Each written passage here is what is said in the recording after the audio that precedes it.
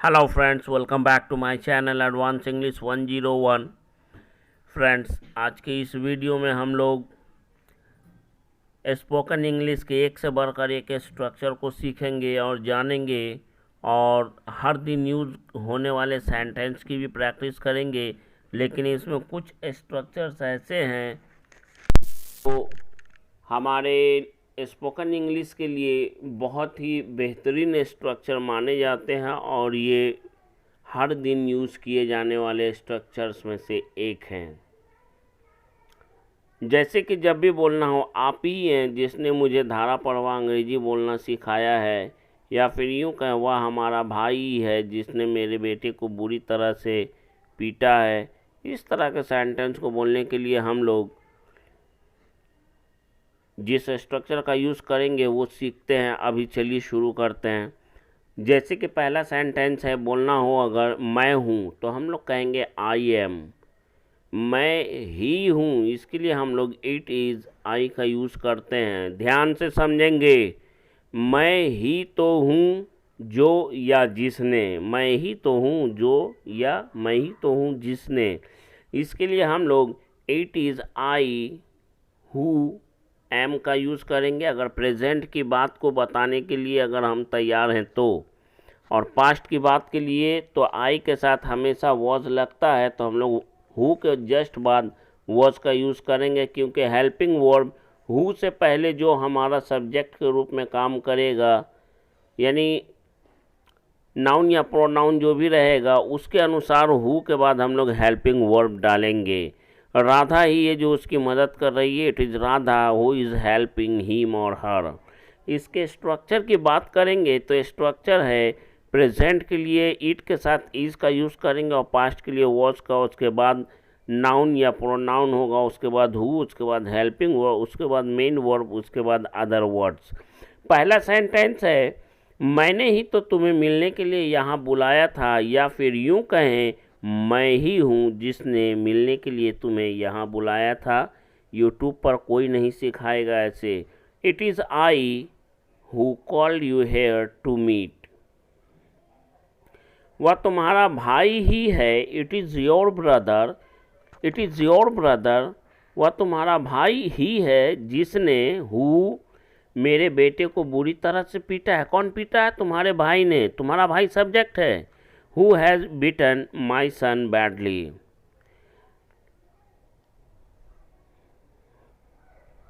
तुम ही थे जिसने जान की बाजी लगाकर उसकी जान बचाई, या मेरी जान बचाई। तो हम लोग कहेंगे it was you who saved his life having risked your life. यहाँ पे हैविंग रिस्क योर लाइफ का मतलब हो गया अपनी जान खतरे में डालकर। मेरी मम्मी ही है जो हमारे लिए घर पर खाना बनाती है, या फिर यूँ कहें मेरी मम्मी ही है जो घर पर हमारे लिए खाना बनाती है। इसके लिए हम लोग कहेंगे it is my mother. My mother के अनुसार ही हु के बाद हम लोग हेल्पिंग वर्ब लगाएंगे। Who कुक्स food for us at home.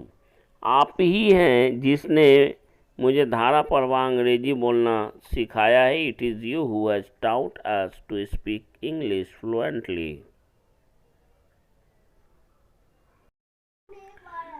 Next है, जब भी बोलना हो दिल पर पत्थर रखकर, या भारी मन से, या दुखी मन से, इसके लिए हम लोग कहेंगे with heavy heart.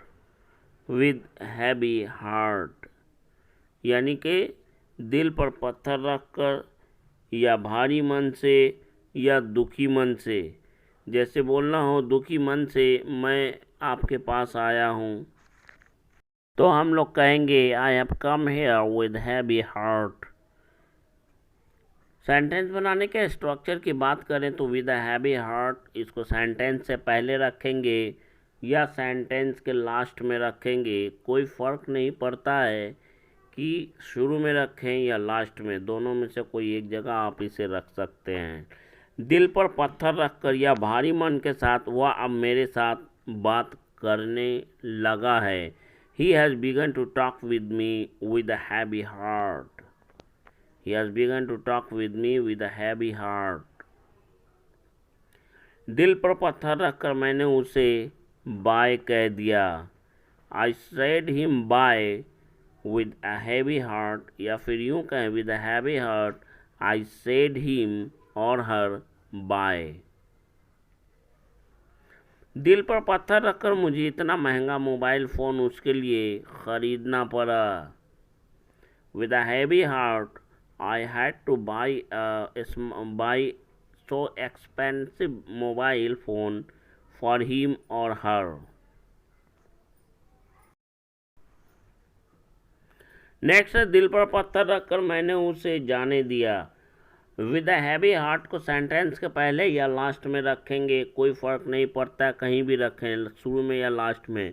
I let him और her go with a heavy heart, भारी मन के साथ वह उसके पास गया है। He has gone to him with a heavy heart, या फिर यूं कहें with a heavy heart he has gone to him और हर। एक से बढ़कर एक सेंटेंस और स्ट्रक्चर्स को सीखते रहने के लिए इस चैनल को सब्सक्राइब ज़रूर करें। Who the hell are you, इसका मतलब होता है तुम कौन होते हो। Who the hell is are according to subject use होगा, subject is are am. Who the hell are you, तुम कौन होते हो। स्ट्रक्चर की बात करें तो स्ट्रक्चर है who the hell is are am plus subject plus to plus verb की first form plus object plus other words. जब भी ऐसा कहना हो कि तुम मुझे गाली देने वाले कौन होते हो, मैं तुम्हें पीटने वाला कौन होता हूँ, वो मुझे बोलने वाली कौन होती, इस तरह के सेंटेंस के लिए स्ट्रक्चर का यूज़ करेंगे। पहला सेंटेंस है तुम मुझे गाली देने वाले होते कौन हो। Who the hell are you to abuse me. Watch this video carefully because you are going to learn some of most important things in this video from this video. Okay, so watch this video carefully till the end. तुम उसे सबक सिखाने वाले होते कौन हो। Who the hell are you to teach him a lesson? तुम मुझे बुरा भला कहने वाले होते कौन हो, और आपके बोलने का अंदाज इस तरह से भी हो सकता है तुम होते कौन है मुझे बुरा भला कहने वाले या बोलने वाले। Who the hell are you to rebuke me. Rebuke का मतलब झाड़ना होता है, डांटना फटकारना होता है, और रिब्यूक का मतलब होता है तुम उसके खिलाफ बोलने वाले होते कौन हो। Who the hell are you to speak against me, या टेल अगेंस्ट भी बोल सकते हैं। टेल अगेंस्ट भी माने किसी के खिलाफ बोलना या बताना होता है तो टेल अगेंस्ट होता है। वह होती कौन है मेरे बेटे को पीटने वाली। Who the hell is she to beat my son. Who the hell is she to beat my son. तुम इस भरी महफिल में मेरा अपमान करने वाले होते कौन हो। तुम इस भरी महफिल में मेरा अपमान करने वाले होते कौन हो। Who the hell are you to disrespect me, to humiliate me in the public gathering. Public gathering का मतलब होता है भरी महफिल या आम सभा।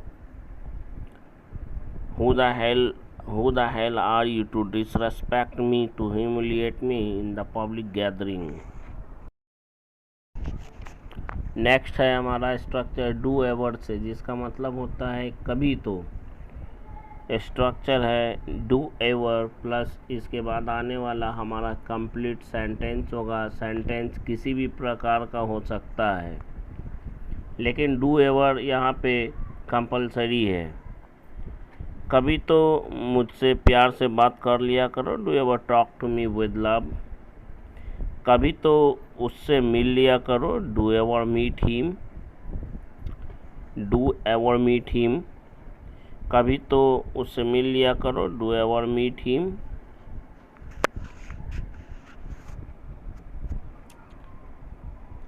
कभी तो मेरे घर आ जाया करो, do ever come to my home. Do ever come to my home.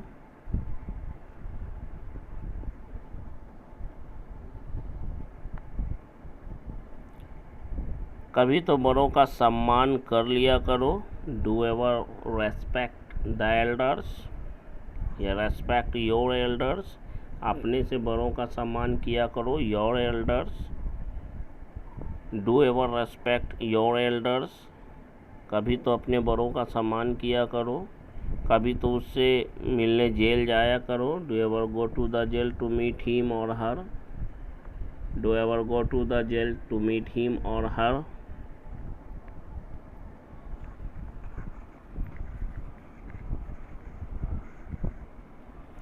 कभी तो पढ़ाई वढ़ाई कर लिया करो, डू एवर स्टडी और समथिंग,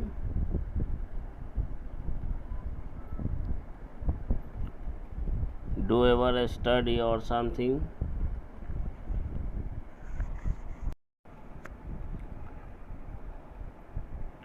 कभी तो खाना वाना टाइम पर खा लिया करो, डू एवर ईट फूड और something on time, do ever eat food और समथिंग ऑन टाइम।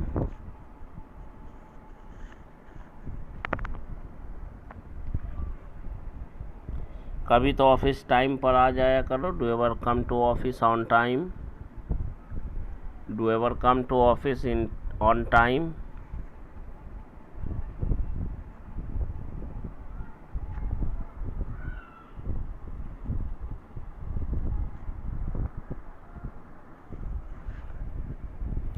कभी तो मुझे प्यार से देख लिया करो, do ever look at me lovingly, do ever look at me lovingly.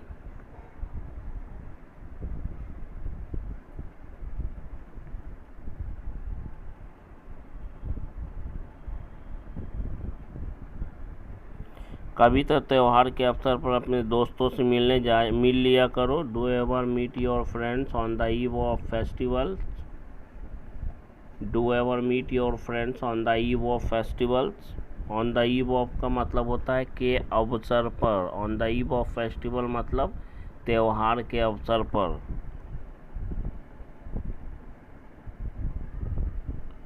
कभी तो मेरी वीडियो को लाइक शेयर सब्सक्राइब और कमेंट कर दिया करो, do ever like share and subscribe my video, do ever like share subscribe and comment my video.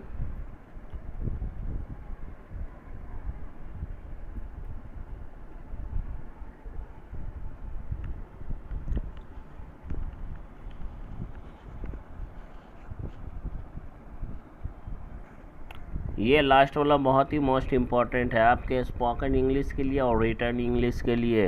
Okay, ध्यानपूर्वक देखें और समझें। जेरेंट का बहुत सारा काम होता है, उसी जेरेंट का एक फॉर्म ये भी है, वर्ब में आईएनजी जोड़ देने पर जेरेंट हो जाता है, लेकिन इसमें हम लोग कौन से सेंस में इसका यूज़ करेंगे, कोई काम करते हुए बोलने के सेंस में। इसका स्ट्रक्चर है सब्जेक्ट प्लस वर्ब की सेकेंड फॉर्म प्लस ऑब्जेक्ट, ये है सिंपल पास्ट का ये स्ट्रक्चर, और उसके बाद वर्ब की आईएनजी फॉर्म यानी जेरेंट फॉर्म, उसके बाद आने वाला अदर वर्ड्स। आइए सेंटेंस से समझते हैं इस स्ट्रक्चर को। कल मैंने उसे रोते हुए देखा, सेंटेंस का मेन पार्ट है कल मैंने उसे देखा। Yesterday I saw him crying, रोते हुए, क्राइंग। ध्यान दें, मैंने तुम्हें बाजार जाते हुए देखा था, सेंटेंस का मेन पार्ट है मैंने तुम्हें देखा था। Yesterday I saw you going to the market, बाजार जाते हुए, going to the market, going मतलब यहाँ पे जाते हुए, गोइंग टू द मार्केट बाजार जाते हुए। कल मैंने मिस्टर ए की बेटी को उसके बॉयफ्रेंड के साथ बाइक के बैक सीट पर बैठकर जाते हुए देखा। Yesterday I saw Mister A's daughter with her boyfriend sitting on the rear seat or back seat of his boyfriend. Sitting on the rear seat of bike की पिछली सीट पर बैठकर जाते हुए देखा। Yesterday I saw Mr. A's daughter going with her boyfriend sitting on the rear seat of bike. Next हमारा structure होगा, जब भी हमें बोलना हो पड़ा होता या पड़ जाता। इसके लिए हम लोग प्रेजेंट की बात को बोलने के लिए would have to plus verb के फर्स्ट फॉर्म का यूज़ करेंगे और पास्ट की बात को बोलने के लिए would have had to plus verb के फर्स्ट फॉर्म का यूज़ करेंगे। इसका कंप्लीट स्ट्रक्चर है subject plus would have to, उसके बाद प्लस वर्ब के फर्स्ट फॉर्म। ये प्रेजेंट की बात को बोलने के लिए है और पास्ट की बात को बोलने के लिए subject plus would have had to plus verb के फर्स्ट फॉर्म का यूज़ करेंगे। पहला सेंटेंस है इस स्ट्रक्चर के लिए, उस दिन उसकी बातों में पढ़कर मुझे बिना खाना खाए ही सोना पड़ा होता या सोना पड़ जाता। I would have had to sleep without eating food that day, getting into his words. उसके चक्कर में पड़कर आज तो मुझे भी उन लोगों से लात खाना पड़ जाता। I would also have to get kicks by them today by relying on him. Rely on का मतलब होता है किसी पर विश्वास कर लेना या किसी के चक्कर में पड़ जाना। अच्छा हुआ वह हमारे साथ नहीं है, वरना आज उसका खर्चा भी हमें ही उठाना पड़ता। Thankfully he is not along with us, otherwise we would have to bear his expense. ध्यान रखेंगे प्रेजेंट की बात को बोलने के लिए हम लोग would have plus to plus verb के फर्स्ट फॉर्म का यूज़ करेंगे और पास्ट की बात के लिए would have had to plus verb के फर्स्ट फॉर्म का यूज़ करेंगे। अच्छा वह कंजूस हमारे साथ नहीं था, वरना हमें उसका भी खर्चा उठाना पड़ जाता। Thankfully that miser was not with us, otherwise we would have had to bear his expense. कल उस गांव के मुखिया को एक महिला के साथ बलात्कार करने के आरोप में जेल जाना पड़ जाता। The head of that village would have had to go to jail yesterday in allegation of raping a woman. In allegation of raping का मतलब बलात्कार के आरोप में। अच्छा हुआ कि उस दिन आप उस मुखिया जी के साथ नहीं थे, नहीं तो आपको भी जेल जाना पड़ जाता और अभी आप सलाखों के पीछे होते। ये नेचुरल इंग्लिश है मेरे भाई, नेचुरल स्पोकन इंग्लिश इसी को बोलते हैं। अगर आपने इस वीडियो के लिए लाइक सब्सक्राइब शेयर और कमेंट नहीं किया तब तो फिर आपका वीडियो देखना भी बेकार है। Thankfully you were not with the head of that village, otherwise you would also have had to go to jail along with him and you would be behind the bars at this time.